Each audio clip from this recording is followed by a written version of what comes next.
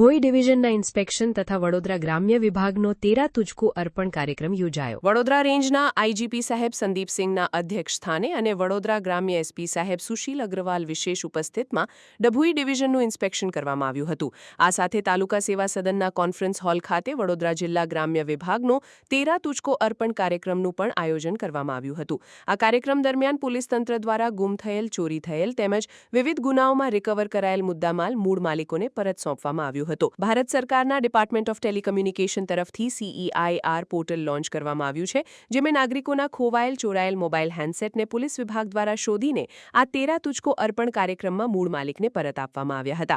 આ કાર્યક્રમનો મુખ્ય હેતુ કોઈપણ જાતના કોર્ટ કચેરીના ધક્કા વગર નાગરિકોને ઝડપી અને સરળતાથી તેમનો મુદ્દામાલ પરત મળી રહે તેમજ પોલીસ પ્રત્યે વિશ્વાસ વધુ મજબૂત બને તેવો છે। આ પ્રસંગે ઉપસ્થિત અધિકારીઓએ જણાવ્યું હતું કે આજના આ કાર્યક્રમમાં 78 વ્યક્તિઓને અંદાજિત 17 લાખ જેટલી માતબ્બર રકમની ચીજવસ્તુ મૂળ માલિકને પરત આપવામાં આવ્યા હતા। ગુજરાત પોલીસ દ્વારા લોકોની સેવા, સુરક્ષા અને વિશ્વાસ માટે સતત લોકહિતના કાર્યો હાથ ધરવામાં આવી રહ્યા છે। કાર્યક્રમમાં DYSP સાહેબ આકાશ પટેલ અને ડભોઈ PI AD પટેલ અને નગરપાલિકા પ્રોજેક્ટ મેનેજર મહેશભાઈ પરમાર તથા જિલ્લાના તમામ પોલીસ ઇન્સ્પેક્ટર સાહેબ, પોલીસ અધિકારીઓ, કર્મચારીઓ તથા નાગરિકો મોટી સંખ્યામાં ઉપસ્થિત રહ્યા હતા। પોતાનો ખોવાયેલ કે ચોરાયેલ મુદ્દામાલ પરત મળતા લાભાર્થીઓએ પોલીસ તંત્રનો આભાર વ્યક્ત કર્યો હતો તથા પોલીસની કામગીરીને બિરદાવી હતી। પોલીસ પ્રજાનો મિત્રની ભાવનાને સાર્થક કરતો આ કાર્યક્રમ લોકહિતમાં મહત્વપૂર્ણ સાબિત થયો હતો। દર 2 વર્ષમાં એક વખત રેન્જની જેટલી પણ નાયબ પોલીસ અધિક્ષક શ્રીની કચેરીઓ હોય છે એના ઇન્સ્પેક્શન રેન્જ લેવલથી અમારી કચેરી દ્વારા લેવામાં આવતા હોય છે। એના અનુસંધાને આજે હું ડભોઈ ડિવિઝનના કચેરીના ઇન્સ્પેક્શન માટે આવેલા।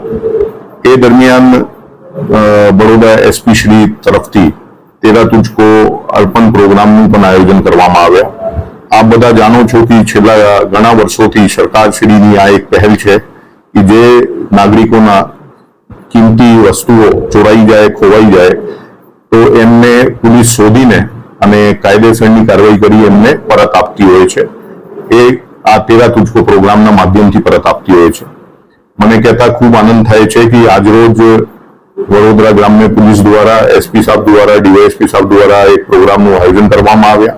એમાં જૂના સમયમાં જે ભૂતકાળમાં લગભગ 77 જેટલા કેસોના મુદ્દામાલ એ લોકોએ શોધી શક્યા છે એમના માલિકોને આજે અમારા માધ્યમથી એસપી સાહેબના હસ્તે અને DYSP સાહેબના હસ્તે અમને પરત કર્યા છે। તો આ માટે હું તમામ વડોદરા ગ્રામ્ય પોલીસના અધિકારીઓને અને કર્મચારીઓને અભિનંદન પણ આપું છું।